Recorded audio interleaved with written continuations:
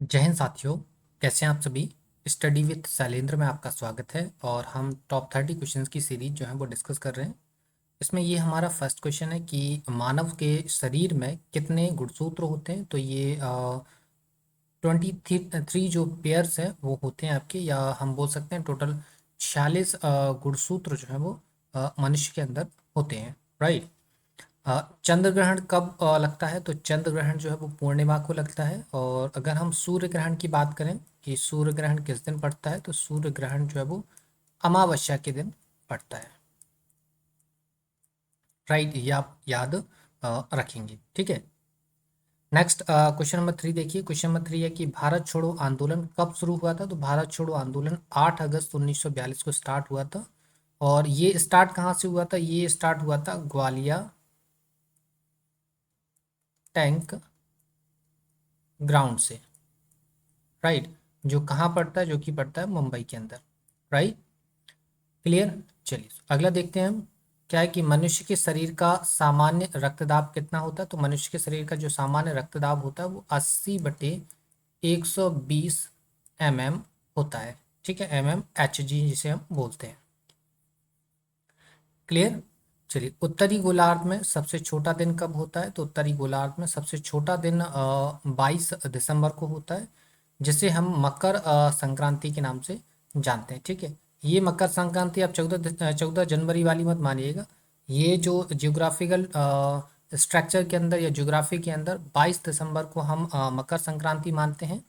और 21 जून के दिन हम जो है वो कर्क संक्रांति मानते हैं। ठीक है। क्लियर। ये आपको समझ में आ गया होगा। 21 जून के दिन सूरज जो है वो कर्क रेखा में प्रवेश कर जाता है। और 22 दिसंबर को जो है वो मकर रेखा में। ठीक है।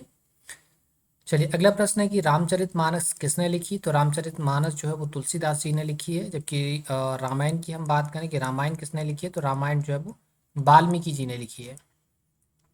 किसने लिखी है, वाल्मीकि जी ने रामायण जो है वो लिखी है। Right.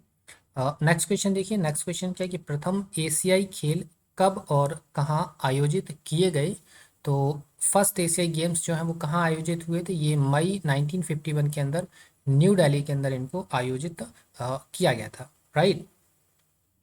And next question number 8 जरा देखेंगे हम। क्वेश्चन नंबर 8 क्या है कि वायुमंडलीय दाब किस यंत्र से मापा जाता है। तो वायुमंडलीय दाब जो है वो बैरोमीटर से उसको मापा जाता है। ठीक है। क्लियर। चलिए तो क्वेश्चन नंबर 9 हम देखेंगे। क्वेश्चन नंबर 9 क्या है, ये देखिए। क्वेश्चन नंबर 9 रहा क्या है कि हरियाणा का पहला महिला विश्वविद्यालय कौन सा है और कहाँ है। तो हरियाणा का पहला महिला विश्वविद्यालय जो है वो भगत फूल सिंह महिला विश्वविद्यालय है, जो कि कानपुर कला में है, जो कि सोनीपत के अंदर आपको देखने के लिए मिल जाएगा। राइट। क्वेश्चन नंबर 10 जरा देखिए। क्या है कि टेस्ट मैचों की एक पारी में सभी 10 विकेट लेने वाला भारतीय कौन है। तो ये है अनिल कुंबले। ये खिताब अनिल कुंबले के नाम जाता है। ठीक है। क्लियर। सन 2018 में फुटबॉल विश्व कप कहाँ हुआ था।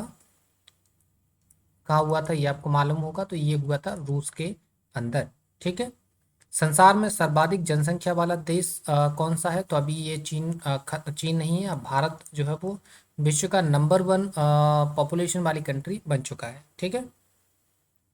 राष्ट्रपति लोकसभा में कितने सदस्य जो है वो मनोनीत कर सकता है। तो राष्ट्रपति जो है वो लोकसभा के अंदर 2 सदस्य, और बात करें हम राज्यसभा की, तो राज्यसभा के अंदर टोटल 12 सदस्यों को जो है वो नॉमिनेट कर सकता है। ठीक है। क्लियर। चलिए अगला देखिए। अगला है सर्वग्राही समूह कौन सा है। तो वो ए बी है। राइट। जैसे हम यूनिवर्सल रिसीवर बोलते हैं।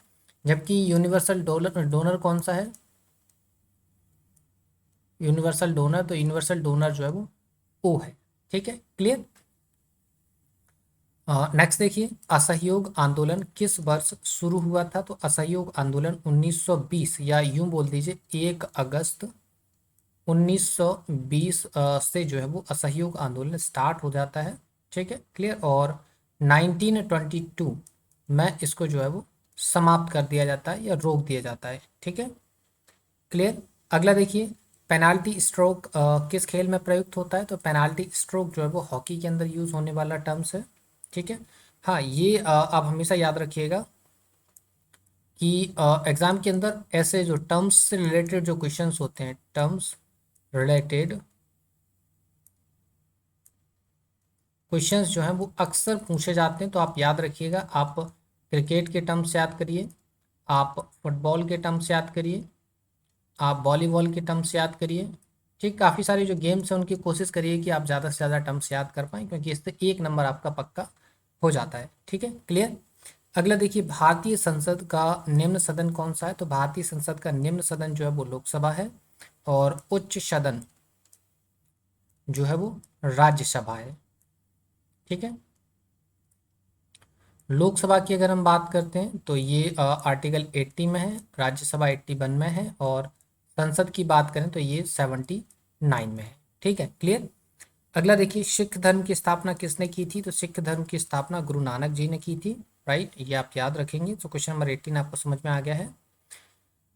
19 के बाद क्वेश्चन नंबर 19 पे आ जाते हैं, ये शायद आई थिंक 18 था। ठीक है, 18 के बाद 19 पे आ जाते हैं। 19 क्या है कि भारत में जनगणना कितने वर्षों बाद होती है? तो भारत में जनगणना प्रत्येक 10 वर्ष में होती है। और पहली जो दशकीय जनगणना है, दशकीय जनगणना है, ये कब करी गई थी? ये करी गई थी 1881 के अंदर। और पहली जनगणना की अगर हम बात करें कि पहली जनगणना कब करी गई थी, तो पहली जनगणना करी गई थी 1872 के अंदर। ठीक है, क्लियर। अगला प्रश्न है कि मेघदूत किसकी रचना है? तो मेघदूत जो है वो कालिदास जी की रचना है। क्लियर। अगला प्रश्न देखिए, अगला प्रश्न है कि भारत की स्वतंत्रता के समय ब्रिटेन का प्रधानमंत्री कौन था? तो ये थे क्लीमेंट एटली। ठीक है, ऐसे भी लिखा रहता है इनका नाम, क्लीमेंट एटली। राइट। अगला देखिए, क्वेश्चन नंबर 22 है, एक्जिमा रोग शरीर के किस अंग को प्रभावित करता है? तो एक्जिमा से त्वचा जो है वो प्रभावित हो जाती है। राइट। स्काउट एंड गाइड्स संस्था की स्थापना किसने करी थी? रॉबर्ट बाडेन पावेल ने करी थी इसकी स्थापना। ठीक है। 24 देखिए, संसार का सबसे बड़ा महासागर कौन सा है? तो प्रशांत महासागर है। पेनाल्टी किक शब्द किस खेल में प्रयुक्त होता है? तो पेनाल्टी किक फुटबॉल के अंदर यूज होने वाला टर्म है। ठीक है, अभी बताया था आपको टर्म्स याद करना है, एक नंबर आपका 100% बन जाता है एग्जाम के अंदर। राइट। रणजी ट्रॉफी का संबंध किस खेल से है? क्रिकेट के साथ है। ठीक है। इसके अलावा एक दिलीप ट्रॉफी होती है, वो भी क्रिकेट की है। आपकी काफ़ी सारे टूर्नामेंट होते हैं, जैसे आईपीएल हो गया, ये भी आपका क्रिकेट से है। ठीक है, तो आपको ट्रॉफीज़ याद करना है, ट्रॉफीज़ याद करना है गेम्स की, क्योंकि यहाँ से भी अक्सर एग्जाम क्वेश्चन पूछा जाता है और एक नंबर आपका इसमें बन जाता है। ठीक है, क्लियर। तो नेक्स्ट क्वेश्चन देखिए, अगला क्या है कि ज्ञानपीठ पुरस्कार किस क्षेत्र से संबंधित है? ज्ञानपीठ पुरस्कार जो है वो साहित्य से संबंधित पुरस्कार है। क्लियर। अगला प्रश्न है कि भारत का सर्वोच्च खेल पुरस्कार कौन सा है? तो भारत का सर्वोच्च खेल पुरस्कार जो है वो राजीव गांधी खेल रत्न पुरस्कार है। राइट। इसके अलावा नेक्स्ट देखिए, अर्जुन पुरस्कार किस वर्ष शुरू हुआ? तो अर्जुन पुरस्कार 1961 में स्टार्ट हुआ था। राइट। और नेक्स्ट क्वेश्चन लास्ट है, क्वेश्चन नंबर 30, भारत की मानक समय रेखा कौन सी है? तो भारत की मानक समय रेखा जो है वो 82.5 डिग्री पूर्वी देशांतर रेखा है, जो कि इलाहाबाद के इलाहाबाद से गुजरती है। इलाहाबाद के पास एक जगह पड़ती है नैनी, यहाँ से जो है वो कर्क रेखा भारत की जो मानक रेखा है वो गुजरती है। ये जो मानक रेखा है ना, वो हमारी वो जीएमटी से लगभग 5.5 घंटे आगे है। ठीक है, ये 5.5 घंटे कैसे आगे होती है? अभी आपको बताया था कि टोटल देशांतर रेखा 360 है, इसको रोटेट होने में टोटल टाइम कितना लगेगा? 24 आवर। इसको मिनट में कन्वर्ट करेंगे तो 60, तो 360 डिग्री इक्वल टू कितना हो जाएगा? 1440। तो 1 डिग्री रोटेट होने में कितना टाइम लगेगा? कितनी बार जाएगा? ये 4 टाइम्स जाएगा, मतलब 1 डिग्री रोटेट होने में इसको 4 मिनट लग रहे हैं। राइट। तो टोटल हमारा टाइम कितना है? 82.5 डिग्री पूर्वी देशांतर है, इस साइड की तरफ है। ठीक है, तो 82.5 डिग्री, तो 82 डिग्री का कितना हो जाएगा? 82 × 4, 4 दूनी 8, 4 8 32, 328। और आधे आधी डिग्री का कितना हो जाएगा? आधा डिग्री का कितना हो जाएगा? 2। कितना हो जाएगा? 2। ठीक है, तो कितना हो गया? 330। 330 को अगर हम आर में कन्वर्ट करते हैं तो कितना हो जाएगा? ये हो जाएगा 6 × 5 = 30, और बचा 30 मिनट। तो हो गया 5.5 घंटे। क्लियर। तो ऐसे पता चलता है कि किस कंट्री का जो टाइम है, टाइम जोन है, वो जीएमटी से कितना आगे पीछे है। तो भारत का जो टाइम है वो कितना है, जीएमटी से 5.5 घंटे आगे है। ठीक है। ये आपको समझ में आ गया होगा, राइट। और आप देखेंगे भारत का जो जीएमटी है, गुजरात और अरुणाचल प्रदेश, अगर हम यहाँ के टाइम ड्यूरेशन को देखें तो यहाँ से यहाँ तक के बीच में टोटल लगभग 2 घंटे का डिफरेंस आ जाता है टाइम जोन के अंदर। लेकिन हमने एक मानक रेखा बना रखी है जहाँ से हम टाइम को सभी जगह पूरे भारत के लिए कैलकुलेट करते हैं। वैसे अगर देखा जाए तो सभी जगह अलग अलग सिचुएशन होती है टाइम की। ठीक है, क्लियर। जब आप अच्छी तरीके से ज्योग्राफी पढ़ेंगे तो आपको समझ में आ जाएगा। फिलहाल के लिए इतना ही काफ़ी है, राइट। तो ये हमारे 30 क्वेश्चंस थे। उम्मीद है आपको समझ में आ गए होंगे, राइट। तो वीडियो पसंद आता है, कंटेंट अच्छा लगता है तो वीडियो को लाइक शेयर ज़रूर करिए और चैनल को सब्सक्राइब जरूर करना है। ठीक है, तो फिर मिलते हैं आपसे नेक्स्ट वीडियो में। तब तक के लिए धन्यवाद।